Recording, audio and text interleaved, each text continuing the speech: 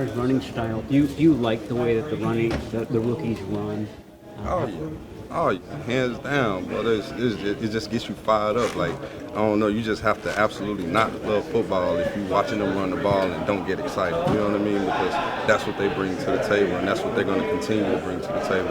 And like I said, I just can't wait to see those guys continue to flourish and become their own. You know what I mean? That's why I tell you, you got to really be on it, man, because it's any given Sunday and anything can happen. Like I said, this is one of the most intense games you could probably play, and there's guys that's doing it at a high level. So there's a lot of stuff that can go on. So you always have to be ready. Mason had a lot of success in the preseason. What do you like about his style, the way he runs? Oh man, he ain't backing down to nothing. Like, he's not fearing nothing, and like I said, he's trying to take care of his kids, and that's how he runs the ball. And you can see it, you can feel it, and you can tell.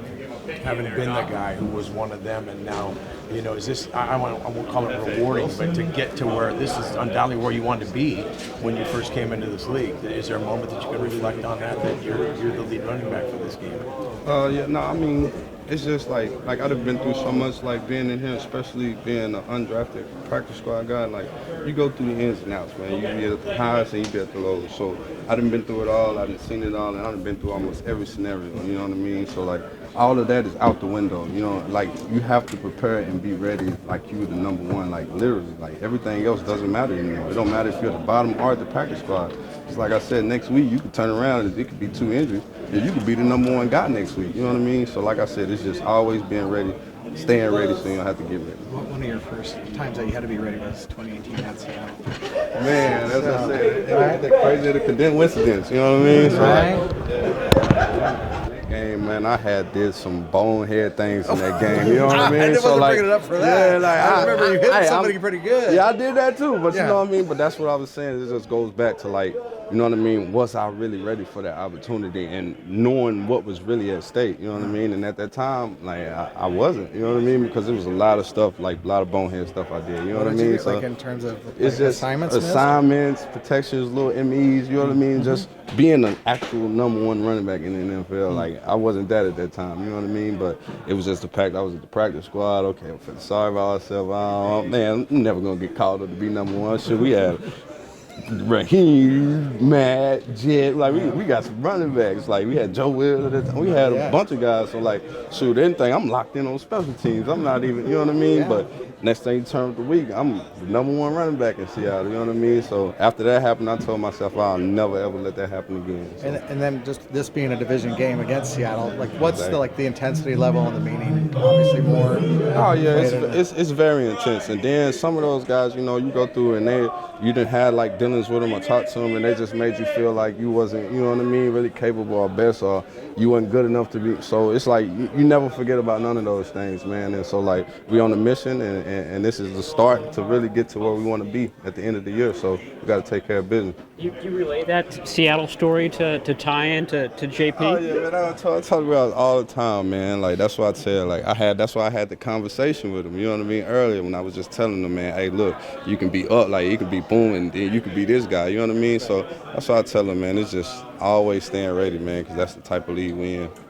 Can you recall or relay to us one of your bonehead mistakes from that game?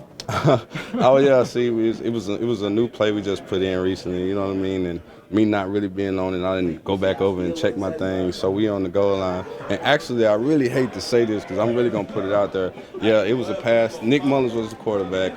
We right on the goal line. I had a check option, but I thought it was an over. So I went to act like I was break, but I was sitting down. But I'm thinking the whole route I gotta sit, but it was an option route. So I ended up throwing my body to the left like I was breaking down, but I sat down and I turned around. Nick threw the ball. Bobby Wagner picked it off all the way to the crib. And so yeah, that was on me. That was, now y'all know that was strictly on me. You know what I mean? So like, it's just those stuff. That's why I said I'll never let nothing like that happen to me or those younger guys. That's why I'm on it. I appreciate you. Yes, sir. No problem. Yes, sir. Have a good. Good luck Sunday. Yes, sir.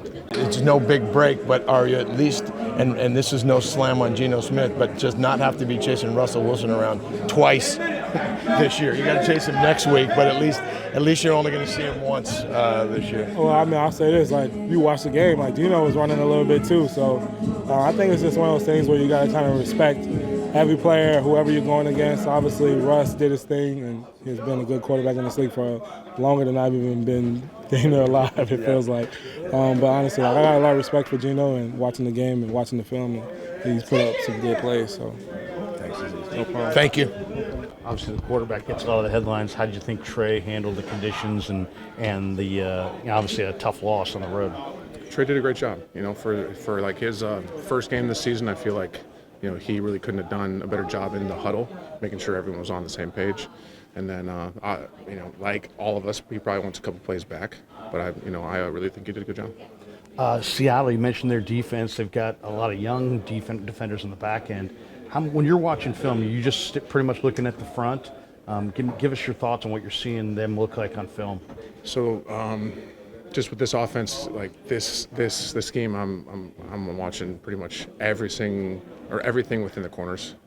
Just looking at them initially, obviously we only have one game this season to go off of. Really, they're a fast, physical group, so we're definitely gonna have to bring it on Sunday, and I feel like we have a good plan, and we're just gonna have to execute. What do you need to see before you can shut down Chicago and get into week 2? As far as you need to watch that film, you need to talk to your position coach. Is there something that you go through ritual-wise before you can put week 1 away?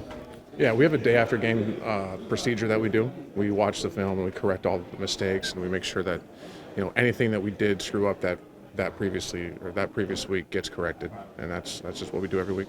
Last one I have for you. What did you think of the way the line played overall in the game against Chicago? I think we played pretty well. There's definitely some things that just in the past game, a couple speed balls that we gave Trey that he doesn't, we definitely got to get that stuff corrected. But honestly, run game was good. Pass game was pretty clean. I feel like we just got to keep doing that for weeks to come. Appreciate your time. Thank you. So much is made of continuity when you have guys on the offensive line who maybe is there every reason to expect, I think, that you guys will get better and better as you get more familiar with each other. You got some guys that haven't had that many NFL starts in their career. Yeah, for sure. Reps. There's really no substitute for reps. So any rep that we can get next to each other, the same player or the same scheme, I feel like we're definitely going to grow as a group. And I suppose it's, you guys know this, but maybe it gets reminded all the time when you're in a position where you're down in the field and you're dominating. You got to score points when you're down there because it's a game of momentum. The other team's going to always have their moment. And I guess if we're looking at what happened last Sunday, the biggest issue was the fact that you guys didn't get points early when you had opportunities to do that. Yeah, and anytime you get in the red zone or close to the red zone, you always have to get points. You work so hard to get there in the first place. You definitely have to execute at those last couple plays of the drive to make sure you get some points. Thanks. Appreciate it. How would you evaluate how the two young guys, Aaron and Spencer, did next to you in the game? Did you see some tangible progress from them just as far as just getting their feet wet at the NFL level? For sure, yeah. Spence did a great job, and Banks honestly did too, especially in the pass game. They both kind of held their own. Whenever they were on the man side of protections, or whenever they, had just a solo block in the run game, I feel like they did a really good job. So, like all 5 of us, we have things to work on, and obviously we're moving on to a different scheme this week. But I feel like we can carry a lot of that execution in that game into this week. Thanks. You only have 4 quarters to look at, but how are they different with Geno behind, the offense now? Same coordinator, but obviously different quarterback back there. So they still try to attack similar ways, just different players at the quarterback position. A lot of excitement, yeah. A lot of excitement to get in front of our fans and get it going. Feeling that not have to be in a hostile environment. It's going to be a lot of fun. How do you feel about Geno Smith's game? I've known of Geno, since college. He's been a good quarterback in this league, and obviously he showed that he can make plays this past game, so it's going to be a challenge for us. Obviously it's only one game, but you don't want to go down to 0-2, so what is the intensity level like, just the focus level have to be this week to get back on the winning track? Yeah, clean up our mistakes from the last game, and obviously there's always a sense of urgency, but you're playing against a division rival, and definitely don't want to go 0-2, so I'm sure there'll be even a more increased sense of urgency. Defense was rolling through like 30 minutes a game last week. They make that one big play, and all of a sudden it's like they flip the switch. What is it about this game where just one play like that can make a team look like, you know, they couldn't do anything on you to all of a sudden score and at will? It's the NFL. It's the best of the best. So, you know, guys make plays, and you know, a lot of games in the NFL are decided by, you know, a few points, and so, you know, those momentum shifts can be huge in you know, a win or a loss. Okay. You said it, anybody's an NFL quarterback, but the fact that you don't have to chase Russell Wilson around twice this year, you've done that as long as you've been in this league. You're going to see him next week, but only one time this year instead of twice.